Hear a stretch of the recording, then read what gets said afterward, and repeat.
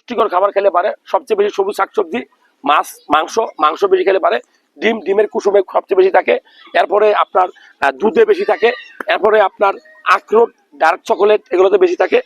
কমে কেন জানেন? এই একটা বড় কাহিনী। সেটা কি? আপনার অত্যাচারে কমে, কারণ আপনি সিগারেট খান, কমায়।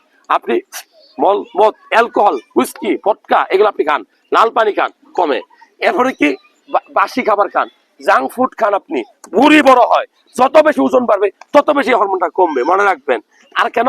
ওই যে সারা রাত জেগে আমার ভিডিও দেখেন, টিকটক দেখেন, রিলস দেখেন, দেখতেই আছেন আপাগর ভিডিও, দেখতে দেখতে রাত 3টা 4টার সময় ঘুমান, ভোর 10টা 12টা পর্যন্ত ঘুমান, সকাল লাভ নাই। এটা 6 থেকে 7 ঘন্টা ঘুমাইতে হবে, পিওর ঘুম।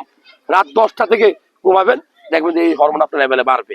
আরেকটা প্রশ্ন ছিল যে কোন সময় মিলামেশা করলে সময়টা বেশি পাওয়া যায়। এটা একটা আগ্রহ, কৌতূহল। আমি বলবো আপনার মন মানসিকতা তখন সবচেয়ে ভালো থাকবে আপনার পার্টনারের সাথে, সেই সময় সময়টা বেশি পাবেন।